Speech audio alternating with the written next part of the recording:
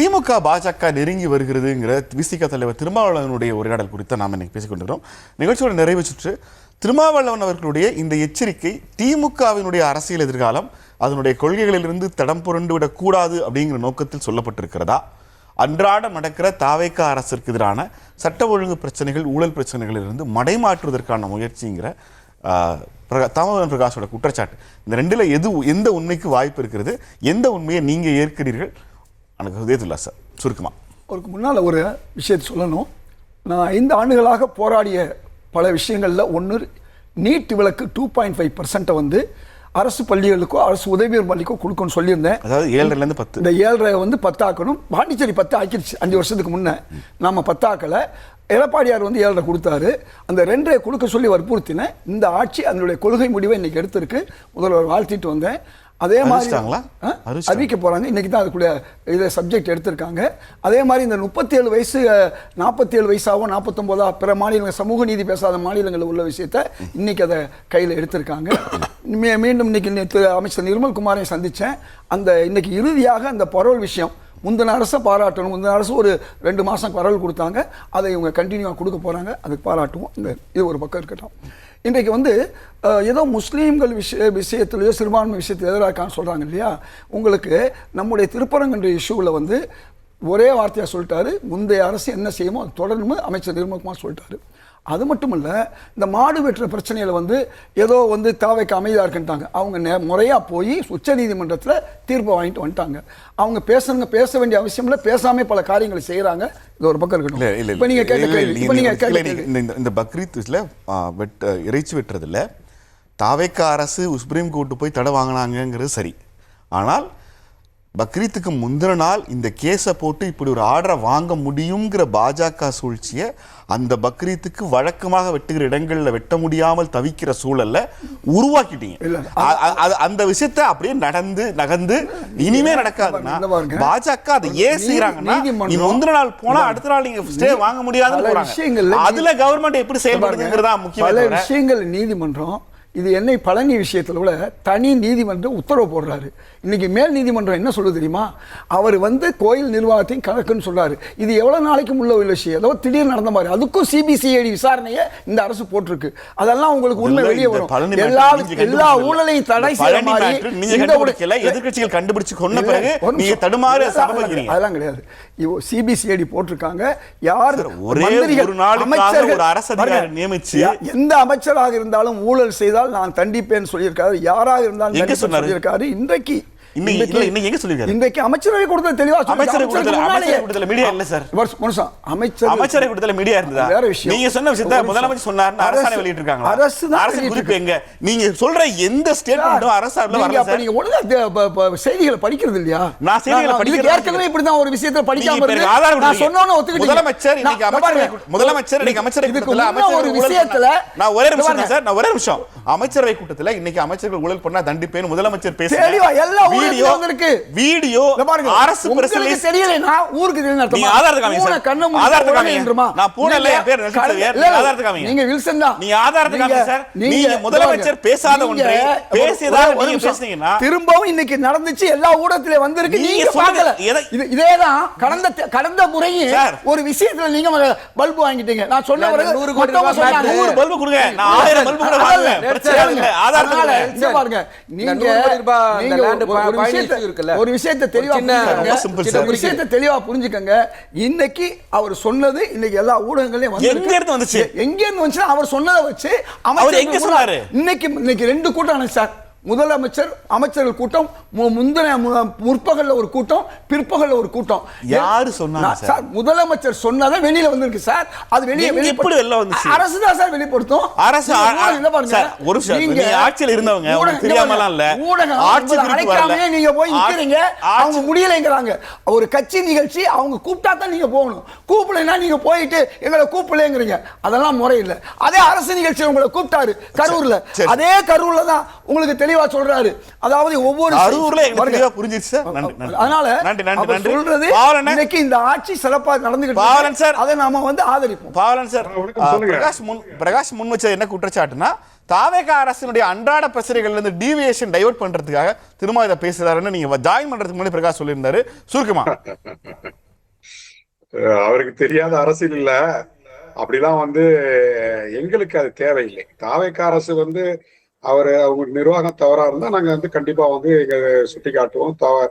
தவறை தட்டி கேட்கிற இடத்துலதான் நாங்க இருக்கிறோம். ஒரு கூட்டணியில இருக்கிறோம் அப்படின்றதுக்காகவே அந்த கூட்டணிக்குள் ஏதாவது தவறு நடந்தா அதை கண்டு காணாம போற ஆட்கள் தான் கிடையாது. நம்முடைய மதிவாணன் கூட இங்க ஒரு கேள்வி எழுப்பினாரு, திருமாவளவன் ஏன் கேள்வி கேட்கலன்ட்டு. இன்றைக்கு தமிழ்நாட்டுல பொறுப்புள்ள எதிர்கட்சி திமுக தான். திமுகவுக்கு தான் இன்னைக்கு பெரிய ஒரு த்ரெட்டா இருக்கிறது தாவேக. இப்ப அவங்கதான் நிறைய கேள்வி கேட்க வேண்டிய இடத்துல இருக்கிறாங்க. அவங்க கேள்வி கேட்காம கூட்டணியில் இருக்கக்கூடிய எங்களை கேள்வி கேளுங்க அப்படின்றது எங்களை ப்ரோவோக் பண்ற மாதிரி இருக்கு. நாங்க கேள்வி கேட்டுட்டு தான் இருக்கிறோம், சுட்டி காட்டிட்டு தான் இருக்கிறோம். ஆனா காலப்போக்கில் எல்லாம் மாறும். இன்னைக்கு என்ன தலைப்பு கொடுத்துருக்கீங்கன்னா, திமுக பாஜக கைகோர்க்குமா? எங்க தலைவர் தான் ஒரு சந்தேகத்தை எழுப்பியிருக்காரு. அப்படி கைகோர்ப்பதற்கு எந்த வாய்ப்பும் இல்லை அப்படின்றத திமுக தரப்புல சகோதரர் மதிவாணன் விளக்கி இருந்தா அப்படின்னா அது ஒரு சந்தோஷமான ஒரு இதா இருக்கும். அடுத்து அமித்ஷா எங்க தலைவருக்கு பிறந்தநாள் வாழ்த்து சொன்னதையும் சுட்டி காட்டினாரு. இந்த பண்பை நாங்க நீண்ட காலமா தமிழ்நாடு அரசியல் களத்துல வலியுறுத்திட்டு இருக்கோம். திமுகவோட நாங்க நட்பா இருக்கிறோம் அப்படின்னு சொன்னதே ஒரு சர்ச்சையாக்குங்க. இந்தியா கூட்டணியில திமுகவும் தாவேகவும் ஒன்னா இருக்கும்னு சொல்ற அதையும் ஒரு சர்ச்சையாக்குறாங்க. என்ன அப்படின்னா, யார் வேணா எந்த அணியில இருக்கலாம், அது அரசியல் களம். ஆனா அதை கடந்து நட்பா இது கிடையாது. அப்ப அந்த அடிப்படையில தான் இன்னைக்கு புதுசா ஒரு உத்தியை உருவாக்கி இருக்காங்க பாஜகனா. அதை எங்க தலைவர் வெளிப்படையா அறிவிக்கிற ரகசியமா வச்சுக்கிட்டாதான் ஏதோ சந்தேகப்படலாம். வெளிப்படை அறிவிக்கிறாரு. அமித்ஷா எங்களுக்கு வாழ்த்து சொன்னா வெளிப்படை அறிவிக்கிறாரு. அப்ப நாங்க என்னன்னா, பாஜக திமுகவை நோக்கி நகருகிறது, கூட்டணி வைக்க முயற்சிக்கிறது, அந்த முயற்சி பலிக்காது அப்படின்ற அந்த சொல் திமுகவிடமிருந்து நாம எதிர்பார்க்க வேண்டிய இடத்துல நம்ம இருக்கோம். நன்றி நன்றி நன்றி சார். சுருக்கமா பாவலனுக்கு ஒரு சம்பவத்தை நான் ஞாபகப்படுத்துறேன். திருமாவை பாஜக அப்ரோச் பண்ணிச்சு, நீங்க வந்துருங்க மத்திய மந்திரி ஆயிடலாம். ஆர்எஸ்எஸ் இயக்கம் அப்ரோச் பண்ணிச்சு. பெரிய பெரிய தலைகள்லாம் அசோக் நகர்ல உட்காந்து பேசிச்சு.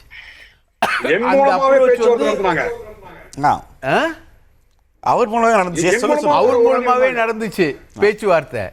அதுக்கு திருமா உடன்படல, ஓயான்ட்டார். ரைட்டா, நான் அந்த மாதிரி ஆள் கிடையாது, அந்த மாதிரி மந்திரி பதவிக்கெல்லாம் நான் போக மாட்டேன். வட மாநிலங்களில் தலித் தலைவர்கள் எத்தனையோ பேர் வேலை போனப்பவும் நின்னவர் திருமா, அதில் மாற்று கருத்தே கிடையாது. அப்போது பிஜேபி அப்ரோச் பண்ணுது திமுகவை அப்படின்னா அது உங்களை அன்னைக்கு அப்ரோச் பண்ண மாதிரி தானே. நீங்கள் அன்னைக்கு மறுத்தீங்கல்ல, அதே மாதிரி தானே திமுக மறுக்கும். இப்ப எப்படி திடீர்னு உங்களுக்கு திமுகவோட மறுப்புல ஏன் சந்தேகம் வருது? ஏன் சார் உங்களுக்கு சந்தேகம் வருது? சந்தேகத்தை எழுப்புறதுனாலதானே திமுக ஒரு சுத்தமான கட்சி அப்படின்னு நிரூபிக்க முடியுது. இன்னைக்கு இருக்கக்கூடிய பிரச்சனை என்ன? லாக்அப் டெத்து, மோசமான லாக்அப் டெத்து.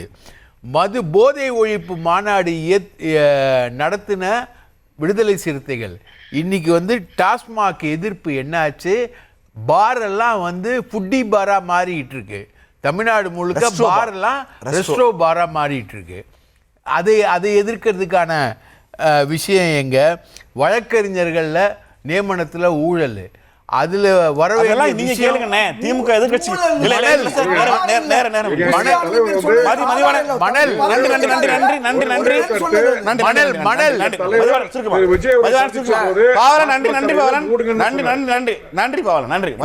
அண்ணன் என்ன சொன்னாருன்னா, நாங்க எதிர்க்கட்சியா செயல்படுறோம், நாங்க தான் செயல்படுறோம், எல்லா இடத்துக்கும் நாங்க தான் குரல் கொடுக்குறோம். ஒண்ணு, இந்த 100 கோடி லேண்ட் 2 கோடிக்கு வித்தாங்க தெரியுமா?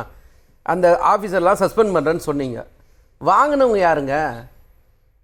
யார் பேர்லங்க டாக்குமெண்ட் போட்டீங்க? அந்த டாக்குமெண்ட் வெளியில காட்டுங்க. வில்லங்க சான்று கூட இல்லாம எப்படிங்க அந்த டாக்குமெண்ட் போட்டீங்க? சிபிசிஐடி விசாரணை அந்த கதையே வேண்டாம். ஆனா இருங்க, நான் இந்த கதைலாம் வேண்டாம். டைரக்டா யார் பேர்ல டாக்குமெண்ட் போட்டீங்க அந்த நபரை கைது பண்ணிட்டீங்களா? ஆட்சி காலத்துல நடந்தது. ஆனா இருனா 100 கோடி ரூபாய் டாக்குமெண்ட் இப்பதானே நடந்தது. ஐயா ரமேஷ் இந்த அறநிலையத்துறை அமைச்சரா இருக்காரு. ஏன்னா அவசரப்படுற? உங்க பாசம் எனக்கு புரியுது. ஒரு நிமிஷம் இருங்க, கொஞ்சம் புரியுது. உங்க பாசமும் புரியுது, எனக்கு பேச நம்புங்க தயவு செஞ்சு. யார் மேல அவரே திமுக ஆட்சி காலத்துல நடந்துச்சுங்கறாரு. அது திமுக ஆட்சி காலத்துல நடந்துச்சு. ரெஜிஸ்ட்ரேஷன் என்னைக்கு திமுக ஆட்சியில் கிடையாது, நடந்தது இங்க. சம்பந்தமே இல்லாம பேசுறாங்க. சசிகலா ஓரளவுக்கு முட்டு கொடுக்கலாங்க. சசிகலா ஒரு அம்மாவை இன்னைக்கு சஸ்பெண்ட் பண்ணிருக்காங்க. சார் ஒரு நாள் ஆபீஸ்ல லீவ் போடுறாரு, பக்கத்துல இருக்கிறவர் வந்து அவசர அவசரமா டாக்குமெண்ட் போடுறாரு. எப்படி சார் போட்டாரு? இதானே கேள்வி. யார் பேர்ல சார் போட்டாரு? பிரகாசன் என்ன கேட்டாரு? வக்கீல்கள் நியமனம்னு சொல்லி. நாங்க சொல்லங்க, உங்க கட்சிக்காரங்க சொன்னாங்க. ஒரு நிமிஷம், புசியானந்த் வந்து அரை மணி நேரம் ஒரு டென்ட் கால்ஃபர் பண்றாரு சார். அரை மணி நேரத்துல எப்படி சார் முடியும்? அது தாவே காட்சியா இருந்தா முடியும், புசியானந்தா இருந்தா முடியும். அப்ப நீங்க நேர்மையானவங்களா கிடையாது. ஒரு